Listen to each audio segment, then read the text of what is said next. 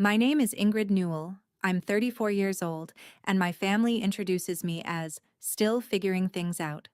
Tonight, at the dinner where my sister presented her new boyfriend like a closing gift, my mom would cut me off before I could say what I do for a living, and the whole table would laugh on cue. What my mother didn't know was that the polite stranger passing her the green beans had spent 14 months looking for me. Not for my sister. For me. And what happened 11 months later at my sister's wedding, under a ceiling I knew better than anyone alive, in front of a national television crew. My family still can't talk about it. I can. I've had practice being the only one at the table telling the truth. Welcome back to Calm Drama Stories, where family secrets come to light and quiet women find their voice. If you've ever been the one your family underestimated, the one they talked over, the one they explained away, this story is for you. Drop a comment below and be sure to subscribe. The dinner was at my parents' house in Harrows Bend, Ohio, and I knew it was a performance before I got my coat off. The good tablecloth was out. My sister Brooke had made the roast chicken she'd perfected for the county fair pageant in 2013, back when she was Miss Congeniality and I was the sister they left out of the group photo caption. I came straight from my workshop, 15 minutes across town, and I'd scrub my hands twice, but linseed oil lives in your knuckles like a confession. My mom seated me at the end by the china cabinet, outside what she calls the conversation zone, and that was normal. What wasn't normal was the staring. All through the salad, my family kept glancing at me the way you glance at a vase on the edge of a shelf, not with interest, with dread. My mom, Brooke. Even my dad, Tom, peering over his glasses and then away. I checked my blouse for stains. Nothing. The boyfriend was the only one who looked at me like a person. Grant. Tall, careful manners, the kind of listener who turns his whole chair toward you. He asked my dad about his tomatoes and actually followed up. Brooke watched him the way you watch a lottery ticket. My mother watched him the way you watch an auditor. And in the gaps, everyone watched me. Warning looks, passed around the table like a dish nobody wanted to hold. I'd been in this family 34 years and I still couldn't read the whole code, but I knew the channel it came in on. Something about tonight was fragile, and they'd all agreed in advance the breakable thing was me. Then Grant turned, gave me his whole chair, and asked the politest question in the world. "And what do you do, Ingrid?" My mother set down her fork with the sound of a gavel. "Don't embarrass us." She said it lightly, brightly, the way you'd say more wine, and that is exactly what made it land like a slap. This wasn't anger, it was procedure. The table laughed. Not cruel laughter, which somehow would have been kinder. Rehearsed laughter. The laughter of people who had heard this bit before and knew their part. My aunt tittered into her napkin. My dad studied his chicken like it contained a message. And my sister, glowing, radiant, 12 hours away from perfect, leaned toward me with the smile she saves for cameras and said, "Maybe lie this time so you don't sound so pathetic." More laughter, warmer now, relieved. The vase had been moved safely back from the edge of the shelf. Grant didn't laugh.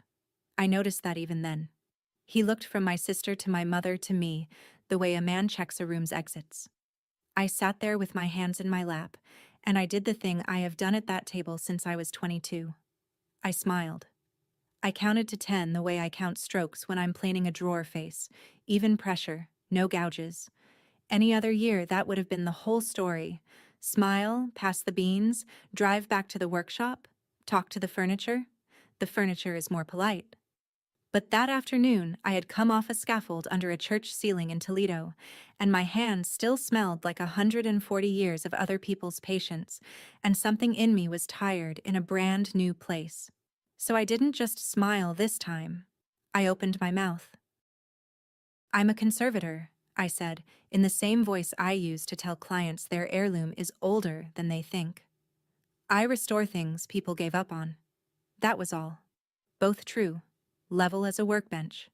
My mother inhaled through her nose, the sound of a correction being loaded, and pivoted to the honeymoon question she'd been saving, because in her house the way you handle a mess is you talk over it until it agrees to not exist. Brooke picked it up on cue. Portugal, maybe Italy. And the table rolled on, relieved, and I reached for the green beans, already retreating back into my usual assignment, which is being furniture myself. Except Grant hadn't moved. He was looking at me, and his glass was suspended halfway between the table and his mouth. Forgotten. And there was an expression assembling itself on his face in slow motion. He set the glass down with the care of a man diffusing something. "I'm sorry," he said, and the table kept talking. "Newell." Louder. The table quieted. Newell? Newell Conservation? Out on Millbrae Street?" I said that was my shop, yes. And Grant did something no one has ever done at that table in my honor. He laughed. One short, amazed note. And pulled out his phone. His thumbs moved. He turned the screen around. On it was a photograph of a walnut highboy, 1780s, book-matched veneer, the finish glowing like something poured. I knew it the way you know your own signature. I'd spent 5 months of my life a foot away from that piece. "You did this," Grant said. "This is our foundations. My mother has been trying to reach you for 14 months. You could hear the refrigerator hum from 2 rooms away. My mother's face did something I'd never seen it do. It went looking for a script and came back empty. Brooke's fork stopped in the air with a piece of her pageant chicken still on it. Grant kept going, because he had no idea he was rearranging a house as he spoke. His family ran the Whitfield Foundation. Arts, preservation, a name even my mother knew from the society page she pretends not to read. They had underwritten the restoration of Fairmont Hall, the big limestone estate out on County Road 9, and the selection committee had ranked one conservator first for the ballroom ceiling. Newell. The only documented apprentice of Abe Fletcher, who'd restored Fairmont the last time, back in 1987. "We wrote to your shop twice," Grant said, bewildered, almost laughing again. "You're a hard woman to reach." I said I was behind on my mail, which was true, and did not say that I assumed anything embossed was junk, which was also true. My mother rebooted mid-scene. I'll give her that. "Well," she said, patting the table like it was a nervous horse, "Ingrid dabbles. She's always been artistic." And Grant, polite, unbudging, terribly sincere, said, "Mrs. Newell, the committee doesn't rank dabblers." Nobody laughed at that. My sister was looking at me with an expression I genuinely could not name because I had never seen it aimed at me before: recalculation. The boyfriend they'd staged this whole dinner to impress had spent the evening trying not to stare at the family embarrassment, because where he came from, the embarrassment was the celebrity. My mother reached for the wine and refilled glasses that were already full. Pale, all of them. Just like I promised you. She got me alone in the kitchen while the others had coffee, under the pretense of the dessert plates. My mother has a special voice for damage control, low and administrative, the voice of a hospital billing office, which is what she ran for 26 years. "You will not take that job," she said, scraping frosting off a plate with surgical strokes. I asked why not. "Because that hall is where your sister is getting married, if this goes where it's going. You'd be underfoot at Brooke's venue for months. Ladders, tarps. You in coveralls, while his family walks through in suits." She rinsed the plate, set it in the rack, and looked at me. And for one strange second I saw the thing underneath the whole performance. Not contempt. Fear. Fear with 30 years of management training. "This wedding is bigger than your hobby, Ingrid. One wrong impression and people decide things about a family. That's all it takes. One." And there it was, the operating system laid bare on the kitchen counter. She had never once asked if I was good, because good wasn't the metric. Explainable was the metric. A daughter in coveralls was a liability no matter what her hands could raise from the dead. I dried my hands on her good towel and said I'd think about it, which we both knew was my polite lie, the single dialect of mine she's fluent in. I drove back to the workshop with the windows down. Above my bench, taped where Abe left it, is a yellowed card in his block printing. "Nobody claps for the glue. It holds anyway." At 11, my laptop pinged. The Fairmont Preservation Trust, formal invitation to consult. Subject line: regarding the ballroom ceiling. I read it 3 times and slept like a stone. Brooke called the next morning, half apology, half audit. She wanted to know why I'd made it weird at dinner, which is our family's phrase for telling the truth in a load-bearing location. And in the tangle of it, the staring finally got explained. They'd briefed him. Before I ever walked in, my mother had prepared Grant the way you prep a guest for a dog that bites. Ingrid is between things. Ingrid is a bit lost. Don't ask her too much. It's a sore subject. That's why the whole table had spent the salad course watching me like weather. They were waiting to see if the story would hold. I was a managed risk at my own family's table. It wasn't mean, Brooke insisted. Mom just wanted the night to go well. Grant's family is... You don't understand what they're like. Everything matters with these people. I said it sounded exhausting. Everything mattering. And she laughed before she remembered we weren't like that with each other. Then she went quiet. And in the quiet, she said the truest thing anyone in my family has ever said to me. You weren't supposed to matter tonight. I heard her hear it. The little intake of breath. I didn't mean it like that, Ing. I looked across the workshop at Abe's card above the bench, the glue that holds anyway, and I felt the sentence settle into place like a dovetail. Snug, permanent, load-bearing. It explained 34 years in a handful of words. Nobody ever means it, I said. That's the whole problem. I told her congratulations again and meant it, and hung up. And then I opened the trust's email and typed 4 words I'd been circling all night. I'd be honored. When can we start? You should know how I got here, because my mother's version has me wandering off a sensible path into the woods. Here's mine. At 18, I did 1 semester of accounting at the community college, picked because my mother had a speech about health insurance and a framed idea of a daughter behind a desk. That October, our church hired an old man to fix the water-damaged altar rail at St. Anne's, and I stayed after choir to watch him work. His name was Abe Fletcher. He was 71 then, hands like tree roots, and he touched that ruined walnut the way paramedics touch people. I asked if it was hopeless. He said, "Nothing's hopeless. Some things are just waiting for somebody patient." I dropped accounting by Thanksgiving, and my mother didn't speak to me for a month, which she called dignity, and I later learned to call weather. 12 years I apprenticed in this same brick storefront on Millbrae Street. Veneer, gilding, hide glue you warm like soup, the chemistry of old varnish, the ethics of it. First, do nothing you can't undo. Abe died 2 winters ago, 85, at his bench, which is the only place he'd have agreed to do it. He left me the building, the tools, and a boiler with a death rattle. I live upstairs. I talk to Chippendale chairs more than I talk to my mother. The chairs are more polite. Here's the detail that matters, though. The one I didn't see myself for years. The sign out front says, Newell Conservation. No first name. No photograph in the local paper, ever. I've declined 3 times. 12 years of work, and I had never once signed a piece. Never hung my name where a person could point at it. I told myself that was humility. Keep that in your pocket. We'll need it later. The Fairmont Preservation Trust met me in the ballroom itself, which was theater, and it worked. Sheets on the chandeliers, light through arched windows, and above it all the ceiling.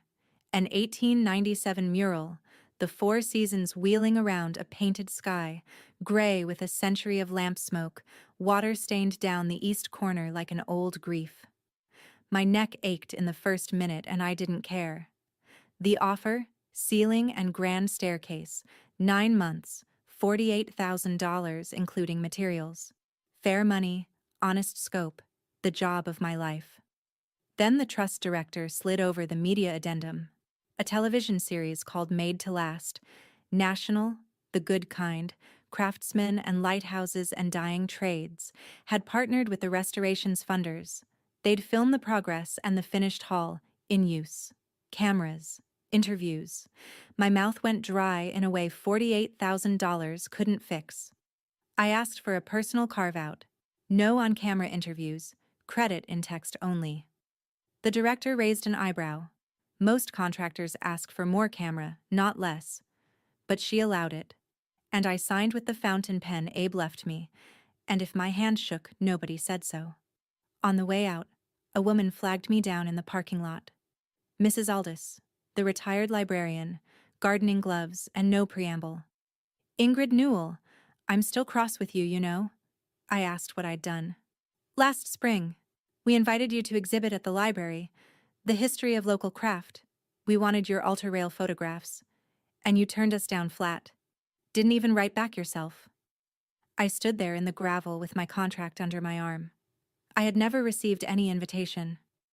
Mrs. Aldous, I said slowly, who told you I turned it down? Before I tell you what she answered, you need one more piece of Abe, because he's load-bearing too. Third year of my apprenticeship, St. Anne's again, the big oak altar table this time, cracked clean across the top after a furnace flood. And I was 20 and ambitious, and I wanted to make the crack disappear. I'd planned the whole invisible repair, fillers and touch-up, a magic trick. Abe watched me lay it out, then put his root-knuckled hand flat on the split. What happened to this table? I said, a flood. So it's true then, the crack. I said obviously. Then why are you about to make it lie?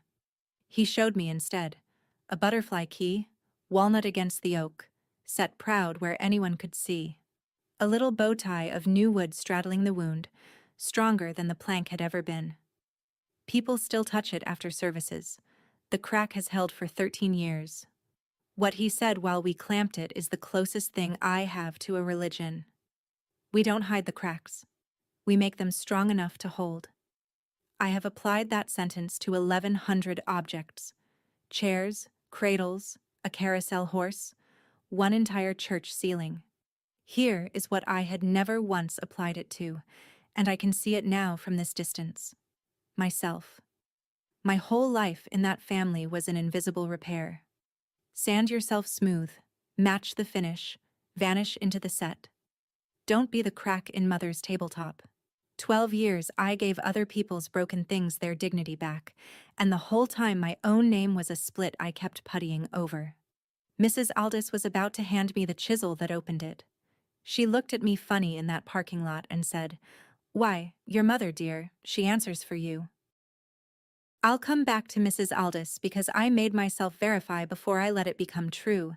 First, Sunday dinner, where my mother ran her counterattack like a quarterly review. She waited for the pot roast to land and then announced, to the table, not to me, that's the technique, that the $20,000 Grandma and Grandpa had set aside years ago for Ingrid's building would be held for wedding costs instead. Weddings come first, the boiler will keep. The boiler, for the record, was 14 years past its service life and sounded like a man clearing his throat before bad news. Hide glue needs a warm shop. Gilding size needs a warm shop. A cold snap at the wrong hour can cloud a French polish I'd spent 60 hours building. She knew none of that and all of it. She didn't need the plumbing diagram to know where to press.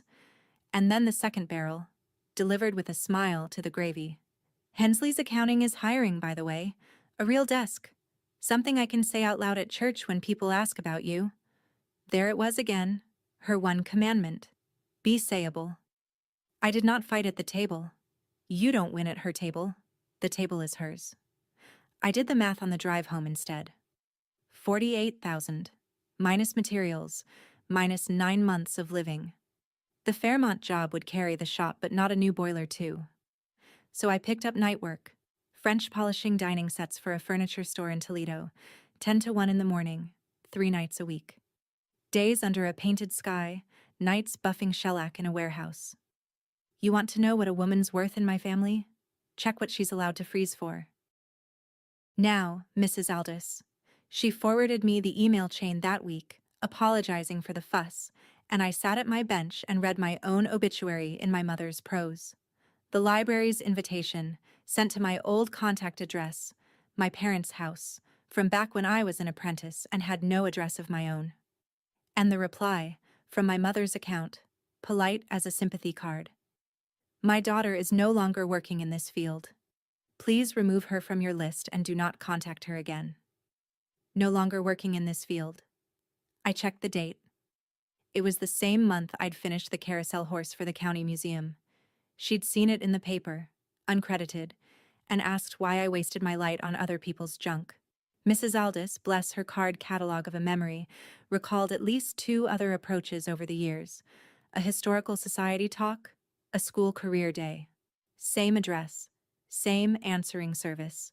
Each one declined in my name, kindly, finally. I want to be careful here, because it matters. I don't think my mother sat cackling in the dark. I think she truly believed she was steering a wayward daughter around potholes. Every door she closed was, in her arithmetic, one less chance for me to stand in public wearing coveralls and shame her. That's what made it worse. Malice you can argue with. Arithmetic just runs. I sat there a long time with the shop quiet around me, all those rescued objects listening, and I understood the shape of my own life for the first time. My mother didn't hide me from the world. She hid the world from me, and called it housekeeping. I didn't call her. There was no version of that call where anyone heard a crack and thought to reinforce it. Instead, I went to work under a sky somebody painted in 1897, and I started climbing. The scaffold went up in Fairmont Hall on a Tuesday in November, a steel forest with a plank deck an arm's length under heaven. The first day, I did what Abe taught me to do with any patient. I lay flat on my back on the deck, 1 arm's length from the mural, and I just looked. Up close, the 4 seasons came apart into brushwork, a swallow's wing done in 3 strokes, a harvest wagon with its wheels scumbled into motion, the painter's confidence still alive under a century of lamp smoke, and 1 long water stain bleeding down the east corner like the building had been crying about something since Prohibition. I lifted my palm and held it a few inches off the plaster, not touching. Abe's ritual. You introduce yourself first. 9 months, I told it. I've got you. And I need you to hear this next part the way it happened. Plain. No violins. While I was lying there, the venue manager walked her clipboard across the parquet below and called up through the scaffold, friendly as a doorbell. Big year coming. We're booked solid after your reveal. First events locked in already. August wedding. Newell. Whitfield party. Any relation? The scaffold did not move. I did not move. Somewhere above my face, painted January went on snowing on a painted village. My sister. Of course. Brooke wanted the finest hall in the county, and the finest hall in the county was going to be fine because of me, and nobody in my family had connected those 2 facts, because connecting them would require saying my name and the word conservator in the same sentence. Distant, I called down, which is the truest thing I've ever said through scaffolding. So there it was, the whole second half of my story, laid out like a job sheet. Every hour of the next 9 months, I would be restoring the ceiling of my sister's wedding. Quick pause, because I need to ask you something. If you ever discovered your own family was quietly closing doors you never even saw, how did you find out? And what did you do? Tell me in the comments. I read every single one. And if you're new here, subscribe. Because what my mother did when she saw my name on that contract, you should hear it from me. My mother came to the workshop in December. 34 years, and it was her first time through that door. She stood in the middle of my shop. The racked lumber, the wall of clamps, the carousel horse waiting for its museum crate, 12 years of resurrections, and she looked at none of it. She stood the way you stand in an airport lounge, coat on, purse held in both hands, a woman refusing to check her bags into my life. I'll come to it, she said, and came to it. Withdraw from the Fairmont contract. I'll give you $25,000. More than the boiler, more than Grandma's money. Consider it a business decision. I asked her to explain the business. She did, and I'll say this for my mother. When she finally shows you her ledger, she doesn't flinch. The wedding was the merger of her lifetime. A Newell marrying a Whitfield, and every variable needed managing. A sister on scaffolding at the venue was a variable. A sister in coveralls when the in-laws did their walkthrough was a variable. One wrong impression, Ingrid. People decide things about a family. I listened all the way to the end. Then I told her the truth in the only language I fully own. This one isn't reversible, Mom. First rule of my trade: never do what you can't undo. I signed. It's load-bearing now. She looked at me for a long moment, and something moved behind her face that wasn't anger. Inventory, maybe. A recount coming out wrong. At the door, she paused with her hand on the frame Abe planed by hand in 1974. Then stay off the ladders in August, she said, and was gone, and the bell over the door rang bright and stupid into the quiet. $25,000. To not exist at my sister's wedding. My dad came by 2 weeks later with a box of thumbprint cookies and a thing he needed to put down. He walked the shop slow, touched the carousel horse's mane like it might startle, and then he sat on the bench by the stove and told me about the shoes. My mother, 15 years old, St. Anne's parochial school. Her father, my grandpa Earl, I never met him, was the school janitor. 30 years of waxed hallways.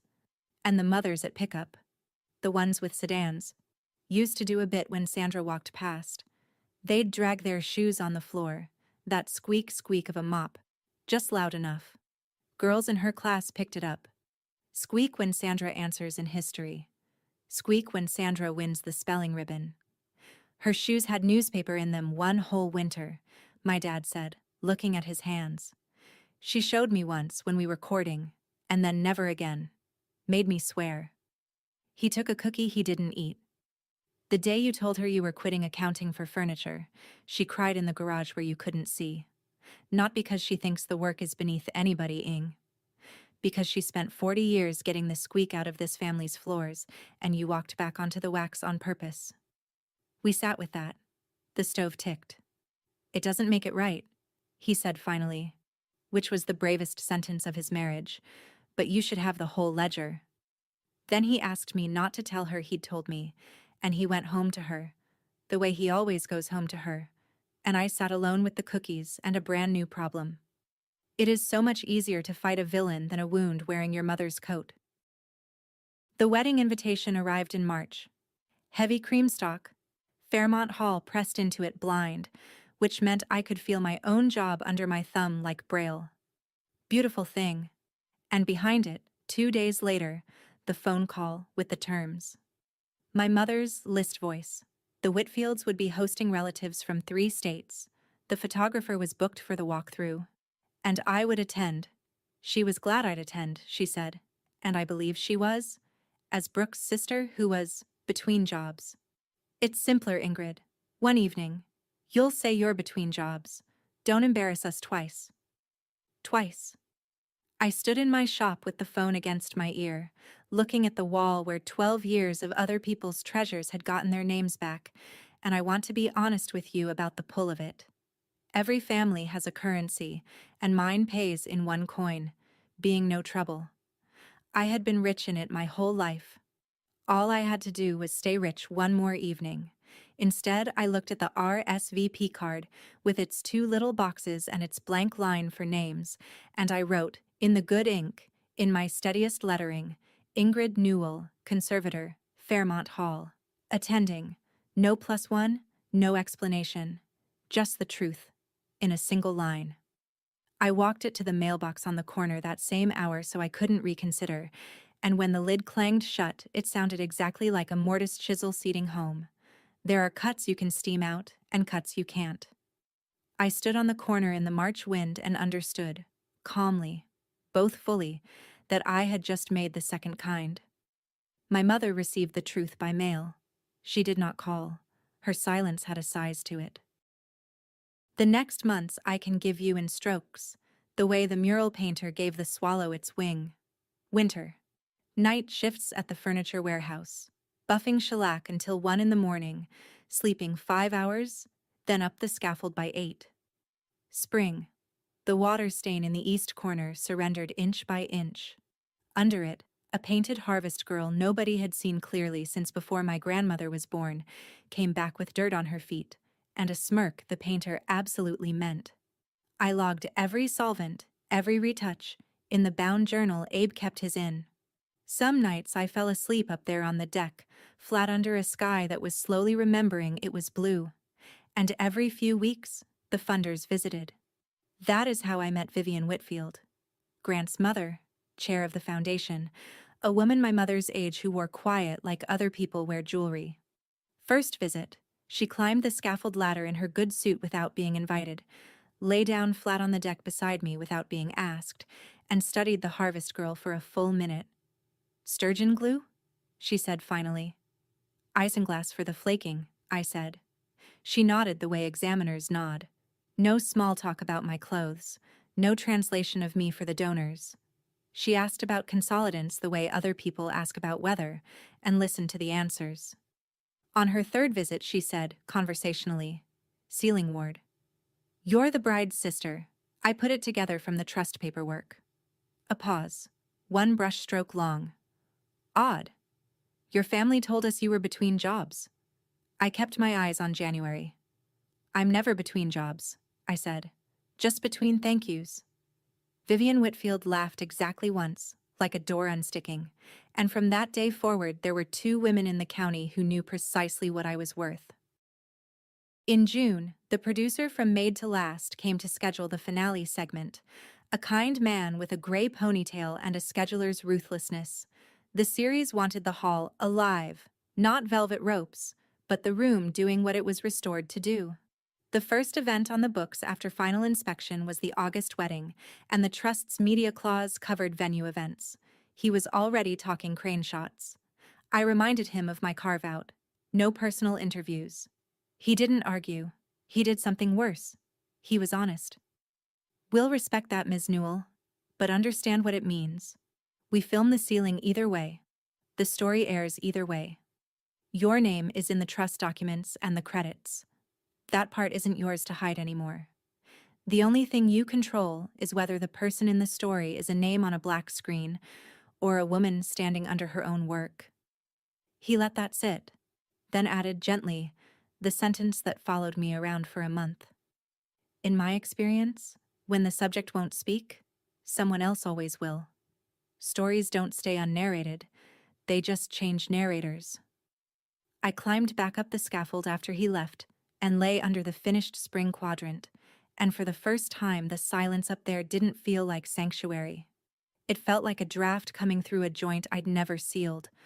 All my life I'd told myself invisibility was humility. But invisibility isn't a neutral act. Not really. It's a vacancy, and vacancies get filled.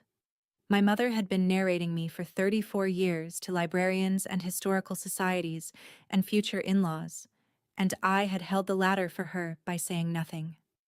I could keep hiding from the camera. I could not keep hiding from the name I had finally learned to sign. Brooke came to the workshop in July, 7 weeks out from the wedding, carrying fabric swatches as a passport. She had never seen the shop either. Unlike our mother, she looked, wandered the racks, touched the carousel horse, picked up a cabinet scraper and put it down like it might be loaded. "Has it always smelled like this?"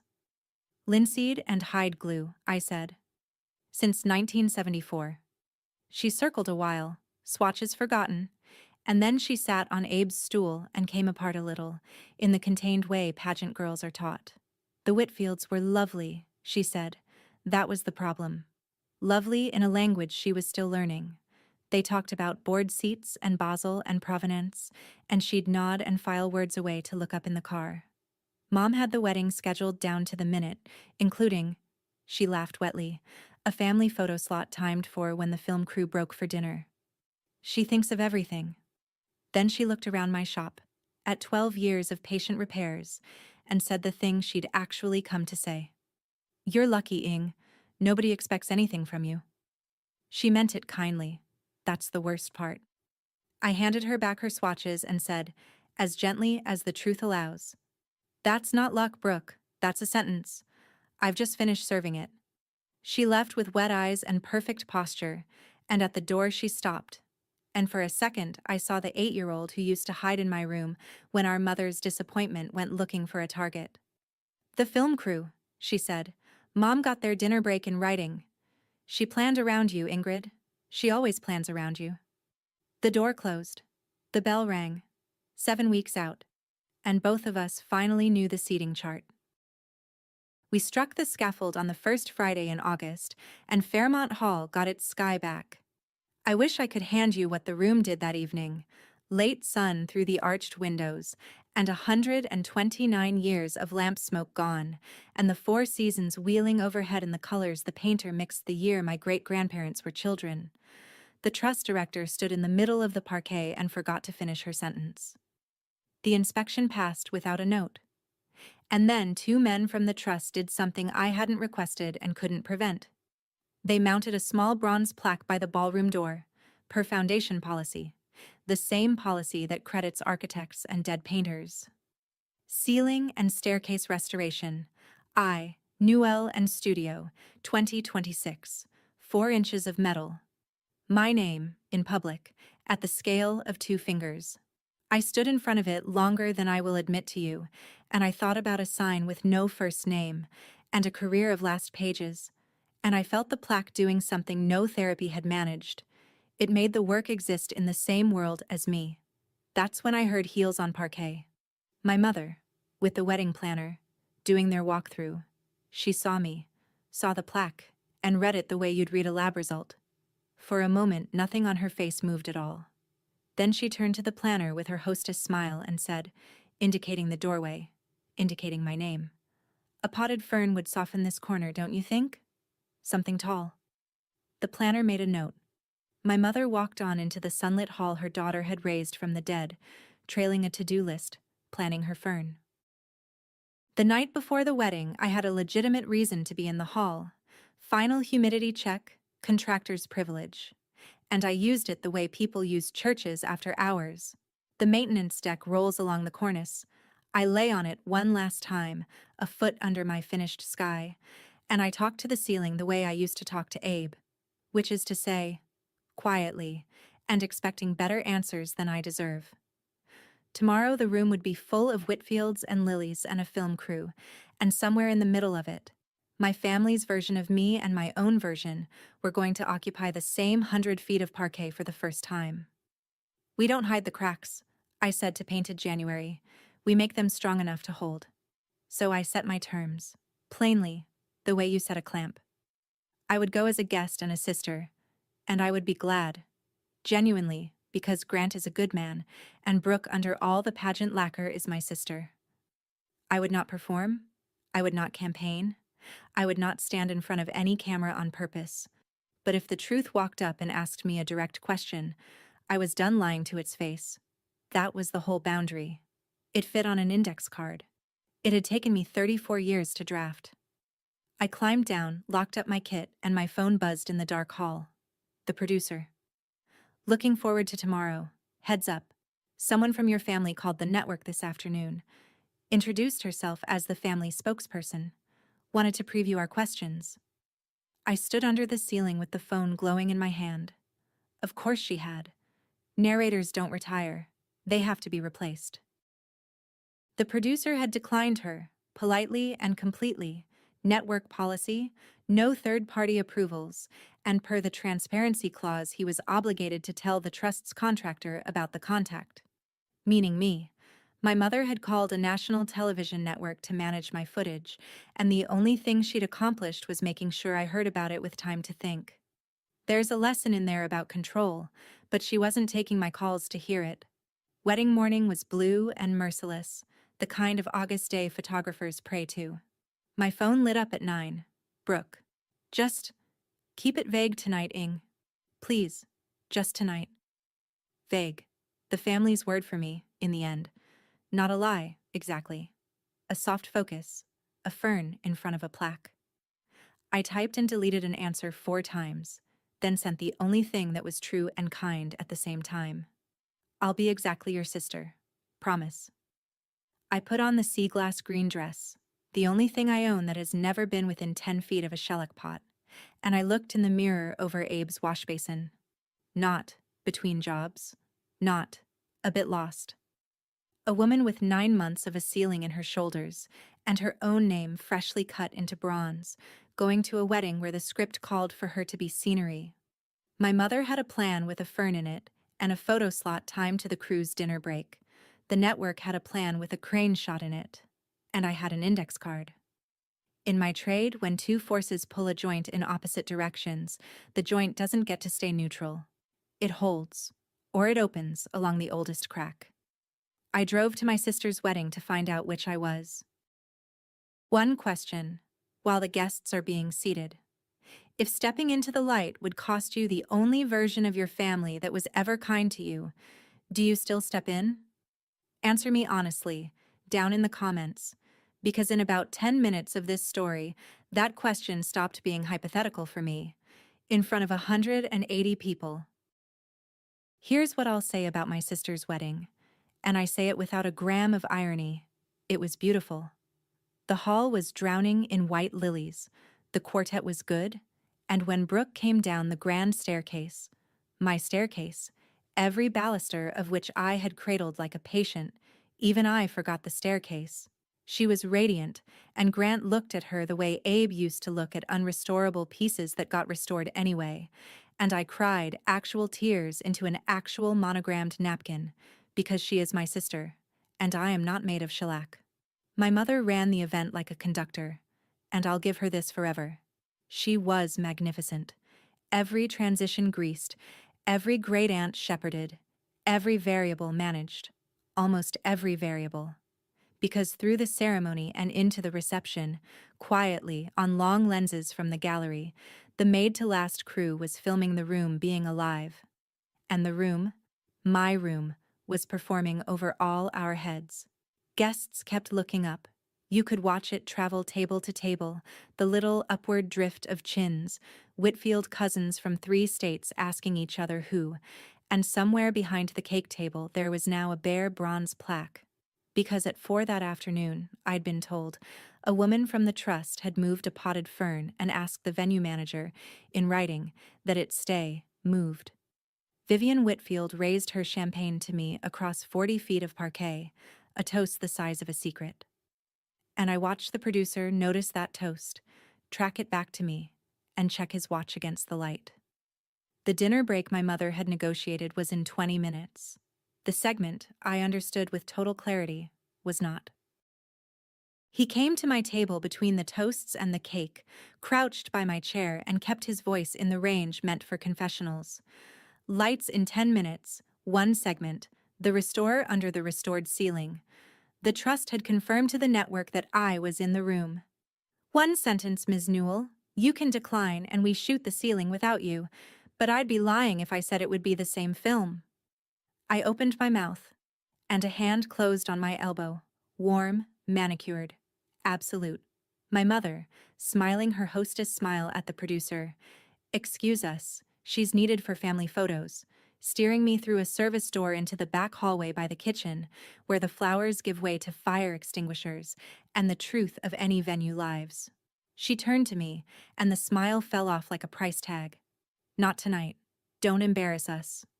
The old sentence, 3rd time in my life it would matter, and this time I heard everything packed inside it. The newspaper in the shoes, the squeak of the mother's souls, 40 years of getting this family off the wax. And then my mother, who does not negotiate, negotiated, which is how I knew she was afraid. You step into that light, in your little dress, and tell them your trade at your sister's wedding, and you make the whole night about you. Do that, and don't come to Sunday dinner. I mean it, Ingrid. I have never meant anything more. There it was. The full price, printed clearly, no hidden fees. The family, such as it was, versus the name, such as I'd built it. 10 minutes. The kitchen door thumped behind a waiter. Somewhere in the ballroom, 180 people were finishing their salmon under my sky. I didn't raise my voice. In 9 months of night shifts and solvent fumes, I had rehearsed versions of this fight where I was devastating, and standing in the actual hallway, I wanted none of them. Mom, the winter you were 15, the newspaper in your shoes. Her face went white, then a furious pink. Who told? And stopped, because there was only one who, and he was seating great aunts 40 feet away, and some part of her chose, right there, not to spend him. I understand what you've been running from my whole life, I said. I finally do. But Mom, I'm not Grandpa Earl's mop bucket. I'm not the squeak in the hallway. I'm the ceiling. I'm the thing this whole county is sitting under tonight, looking up at. Her grip on my elbow loosened, not to release me, recalibrating. And then my mother did the last thing in her arsenal, the true last thing. She let me see the wound. Her eyes filled, and her voice, when it came, was not the billing office. It was 15 and wearing wet cardboard. Respectable is all I have, Ingrid. It's all I ever had. The hallway hummed. Refrigeration, probably. I know, I said, and I meant it as tenderly as anything I've ever said. I'm giving it back to you. All of it. I'm only taking my name. I lifted her hand off my elbow the way I lift a clamp when the glue has finally set. No yank, no drama, a quarter turn, and it simply lets go, because its work is done, and the joint is either strong now or it never will be. I walked toward the service door. Behind me, she said, quiet, almost to herself. You'll regret this. And for the first time in my life, it sounded less like a curse than a question. I pushed the door open into the light. The camera was already running. They killed the uplights on the dance floor and brought up the ceiling wash, and 180 conversations rolled to a stop as an 1897 sky ignited over the reception. People who had been eating under it for 2 hours saw it for the first time. That's what light does. It's the difference between a room and a revelation. And into the hush the host asked me, Mick-soft, "And who are you?" "Ingrid Newell," I said. "I restored the ceiling. It took 9 months, and 129 years." A ripple, laughter and awe getting along for once. He asked what the work was, really, under the chemistry, and I gave him Abe, because the truth is, I've only ever had the one sermon. My teacher used to say, "We don't hide the cracks, we make them strong enough to hold. Everything up there has failed at least once. That's not the shameful part. That's the load-bearing part." I watched that land on faces, on the trust director, on a Whitfield cousin, on my father standing at the edge of the parquet with his hands folded, crying without fuss, the way insurance men cry. And then, the question I'd been bracing for since the hallway. Your family here tonight, I'm told. Who gets the credit for all this talent? The revenge was right there, gift-wrapped, national. One sentence about a mother who answered letters in my name. I looked into the lens and felt the whole arsenal pass through my hands and set it down. My teacher was Abe Fletcher, who restored this hall in 1987. Everything else I owe to this room. Applause started somewhere near the cake and took the hall like weather. Grant stood first, Vivian second. Then everyone, my sister in white with her hands over her mouth, the ceiling burning gold over all of it, and the camera, panning the family table, found one chair empty, its napkin folded with terrible neatness. My mother had left before the lights came up. She missed the cake. She missed her own triumph, is the thing. The wedding of the decade, executed to the minute, and the last minute belonged to the daughter in the little dress. My dad stayed. He stood beside me while the crew coiled cables, not saying much, holding 2 glasses of champagne like they were evidence, and finally he touched the sleeve of my sea glass dress and said, "The janitor's granddaughter. Look at you." Which I will keep forever. Brooke found me by the plaque, mascara gone abstract, bouquet dangling. For a second neither of us knew which family we were from. Then she said, "You didn't lie this time," and I said, "I never did." And my sister looked up at the ceiling of her own wedding for a long, long moment, doing math it takes decades to do. "It's the most beautiful room I've ever seen," she said. "It always was," I said. "It just needed somebody patient." She hugged me with the full pageant-trained core strength of her and whispered, "The fern was mine to move, by the way. I signed the request." My sister. There's hope in that girl yet. That night, upstairs over the shop, I sat with a cup of tea and watched my inbox do something it had never done.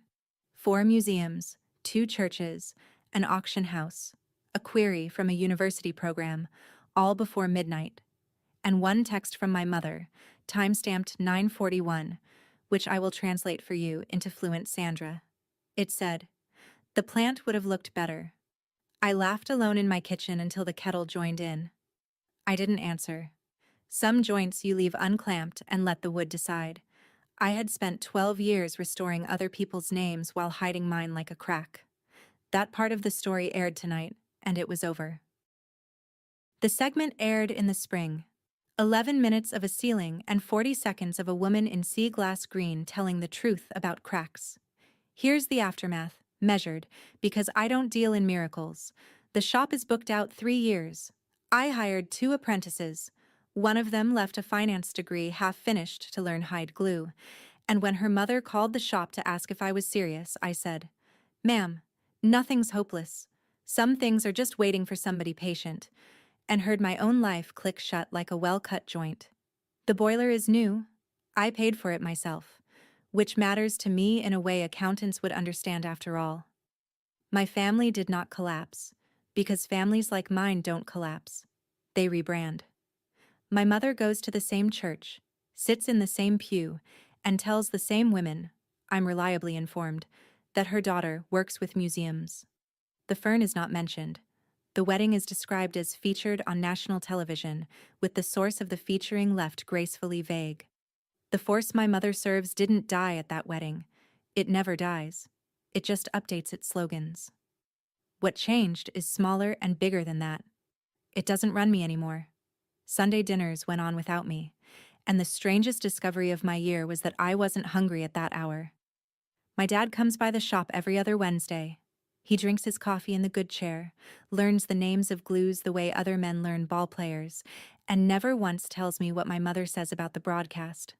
Sometimes love is just showing up on alternate Wednesdays and mispronouncing isinglass with total commitment. I'll take it. In my trade, you learn to work with the material you're given. A year on, Brooke Whitfield now, came to the workshop a second time. No swatches, no pretext, carrying the little jewelry box our grandmother left her, its hinge torn out of the wood. She sat on Abe's stool for 2 hours and watched me cut the patch and asked real questions and used the word provenance correctly and then grinned at herself. We are learning a new language, my sister and I, slowly, without a phrasebook. And then, one Wednesday in October, my dad arrived carrying something wrapped in a dish towel, holding it the way you hold other people's newborns. Grandma's teacup, the good one, the one nobody was ever allowed to wash, broken into 3 pieces. It had been broken, I gathered, for years. Hidden in a drawer, the way we hide what shames us. Tucked inside the towel was a note. One line in the slanted hand I'd know anywhere. If you have time. No apology. No signature. My mother doesn't speak that language, and at 63 she isn't going to learn. But in her native tongue, in the grammar of a woman who spent her life hiding every crack she ever suffered, handing me a broken thing and trusting me to mend it, was the longest sentence she had ever said to me. I mended it kintsugi style, the seams dusted gold, the breaks made brighter than the glaze, strong enough to hold. I sent it back with no invoice. Some work you do for the record.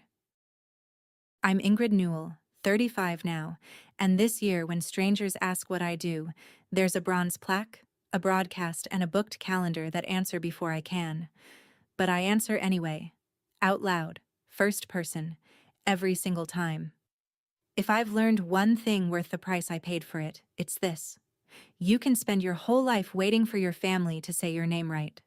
Or you can sign it yourself and let the work say the rest. If this story stayed with you, the dinner where they told her to lie, the ceiling she brought back to life, the chair that sat empty when her name finally rang out, share it with someone whose work goes unseen. And if you believe quiet skill outlasts loud opinions, subscribe to Calm Drama Stories. There's a new story every week about quiet women finding their voice, and one of them might sound like yours.